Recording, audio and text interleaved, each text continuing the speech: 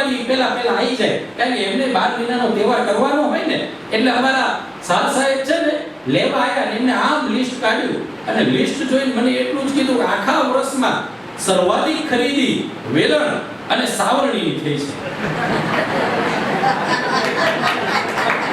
અરબીનું ઉપડી જાય જો તમે.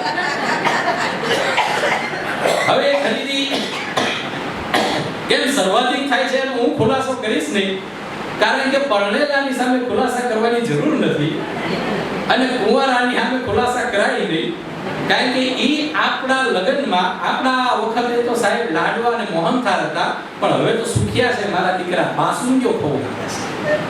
આપણે બાસુંદી કોના લગ્નમાં ખાવાની? એટલે આપણે ખુલાસા ના કરાય. સાહેબે લિસ્ટ આપ્યું, બધું મેં આપી દીધું. એક રાત્રે મારે સેજ વહેલું મોડું થઈ ગયું, એમાં વેલણ તૂટી ગયું. કેમ તૂટ્યું એ ખુલાસો નહીં કરું.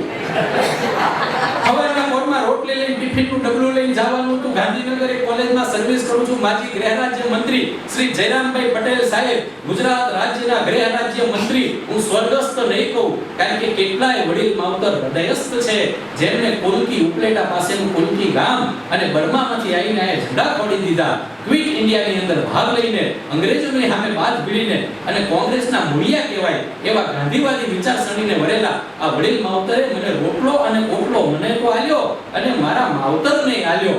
એટલા માટે આ દાદાને હું સ્વર્ગસ્થ નથી કહેતો, એ હૃદયસ્થ કહું છું.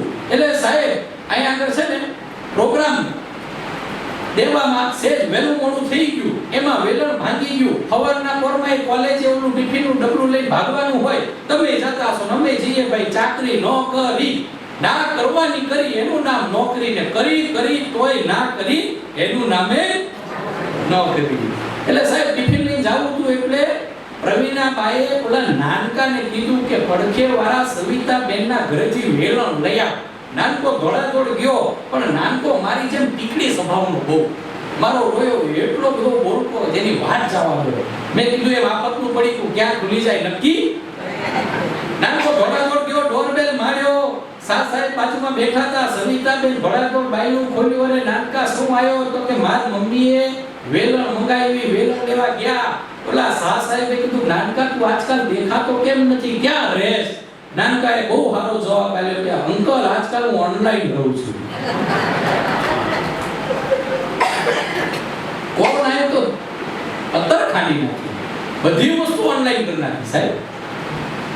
સવિતાબેન ઘોડાદોડ રહોડામાંથી વેલણ લઈને આવ્યા. વેલણ આપતા જોઈ મુંગારિયા હતો, કાંઈ વાંધો જ નતો. પણ આ નાનકાને વળી ભોગળ્યો વાર્તા પૂછ્યું કે નાનકા તાર મમ્મી બીજું કાંઈ કીધું તો કે હન કે શું કીધું કે એમ કીધું એ વાંદરી નો આલે પડખેવાળી કુતરી કરે છે.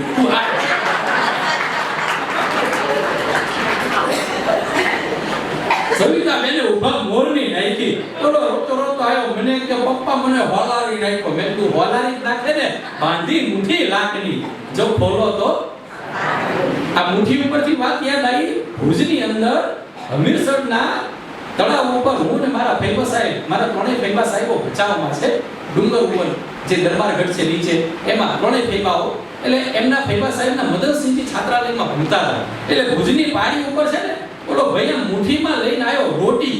હવે અમે અમદાવાદ વાળા પહેલી વાર ગયા હઈએ, મારવાડીઓના હાથની ઓલી દાબેલી ખાધી હોય, રોટીમાં ખબર પડે નહીં, અને ઓલો મુઠ્ઠી વાળી લઈને આવ્યો. એટલે હું આમ ઊંચા નીચો થાતો તો ને આ ભરકુટી પડીને એટલે ઓલો ભાઈ દાંત જ કાઢવા માંડ્યો. એને તરત ઓલા રોજ જતા હતા ખાવા, અમારા ભાઈને કીધું કે મહેમાન લાગે છે. મેં કીધું આ તમને ખબર કેમ પડી કે તમે સોસ ગોતો છો ને? આ મુઠ્ઠી ઉપરથી યાદ આવી, તમે સોસ ગોતો છો ને? અહીં આગળ આ છે ને એમને મુઠ્ઠી વાળી તમારે ખાવી હોય એટલી વગર સોસે ખાઈ શકો. એ અનુભવ ફરીથી આ મુંબઈમાં થાય છે. આયે મુઠ્ઠી વાળી વડાપાવ વાલે છે, મારું દીકરું સોસ ગોતીએ ને એટલે ઓલા તરત હસે. એટલે હું કહું કેમ હસો છો કે ગુજરાતી હો ને, ગુજરાતીઓ જ સોસ ગોતે. પણ ગરીબ વસ્તુ ખાઈને મારા વાલા ગુજરાતીઓ જેટલા ગયા થયા છે આખા જગતે સાહેબ સાકરની જેમ દૂધમાં ભળી ગયા છે. આખા વિશ્વ આ આપણું ઘરપણ છે ને, જોજો સુગર કોટેડ ક્વિનાઇન કોઈને ડાયાબિટીસ નથી કરતું, બધાયમાં ભળી જાય છે. અને મારા માનસ કલાગુરુ જ્યારે પ્લેગ ફાટી નીકળ્યો ત્યારે એમના વડીલ માવતરોને લાવીને આ મુંબઈમાં સ્થાયી કરવામાં સાહેબ તમારા કચ્છીઓનો મોટો સિંહ ફાળો હતો. ત્યારે એક સમાજ રત્ન પદ્મશ્રી શાહબુદ્દીન રાઠોડ સાહેબ આયા, આ જગતને એની ભેટ મળી અને એમની પાછળ અમારા જેવા અકોણાઓ હવે એમના નકશે કદમ ચાલવાની એક નાકામ કોશિશ કરી રહ્યા છે.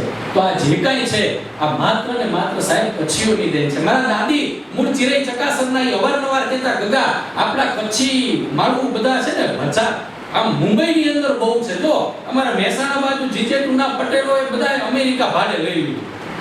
એમને જીજેટુ મેવાણા આ જગતમાં બે જ જ્ઞાતિ એવી છે કે જે પોતાની મૂર્ખામી અને પોતાની ખૂબી જગ જાહેર પીટીને કે મહેસાણા વાળા મહેસાણા અને બીજા યુગાન્ડા વાળા યુગાન્ડા. હમણાં મહેસાણા રોટરી ક્લબનો કાર્યક્રમ હતો, ત્યાં આગળ આ વાત કીધી, બધાને બહુ ગમી. એ લોકો બહાર વિદેશની અંદર અમેરિકા ભાડે લીધું, એમ તમે કચ્છીઓએ બધાએ સાહેબ મુંબઈ ભાડે લઈ લીધું. મુંબઈની સાહેબ મજા જ કંઈક ઓર છે. ટ્રેનમાં ચડો ને એટલે સાહેબ ઉપર હેન્ડલ પકડવાનું આવતું જ નથી. હા, અને આ અમે હાસ્ય કલાકારો અહીંયા આ સ્ટેજના માધ્યમ કલ ઓર આएंगे એક શેરના માધ્યમથી કહી દઉં છું, મને એવો જરાય ભ્રમ નથી કે આજે હું કાંઈ પ્રકાશ કરી નાખીશ ને તમારો 5-25 પુરસ્કાર લઈ જઈશ અને 5-25 પ્રોગ્રામ લઈ જઈશ, લગીરે ભ્રમ નથી. કારણ કે મને આ શેર ખબર છે, કલ ઓર आएंगे खिलते नगमों की कलियां चुनने वाले, मुझसे बेहतर कहने वाले, आपसे बेहतर सुनने वाले. મને લગીરે ભ્રમ નથી મારા વાલા, કારણ કે આ અમારા પૂર્વ સૂર્યો અહીંયા આગળ આ ગાદી ઉપર તપાઈને એમને બહુ ખેડાણ કર્યું છે. હવે અમારે તો માત્ર આ જે આંબા ઉગ્યા છે ને એને પાણા મારી મારીને, જોજો સંઘર્ષ નથી કરવાનો, અમારે તો પાણા મારી મારીને આંબા તોડી તોડી ખાવાના રહ્યા મારા વાલા. એટલે મારા વાલા મુંબઈના જોક્સ અમે હાસ્ય કલાકારો બહુ કરીએ છીએ કે બાજુવાળાને ખંજોળતા હઈએ એટલે ઈ એમ કે ભઈલા નખ બહુ મોટા લાગે છે તમારા, કે કેમની ખબર પડી કે ઈ હાથર તમે ખંજવાળો છો ને ઈ મારો છે. પણ આ તો જોક્સ છે, પણ હાવ હકીકતે બનેલી. મેં હળવેથી આને કીધું, મેં કીધું કો મારો દીકરો મારો મોબાઈલ ચોરવા માટે ખિસ્સામાં હાથ નાખે છે, બોલ્યો કે તમારું ખિસ્સું છે?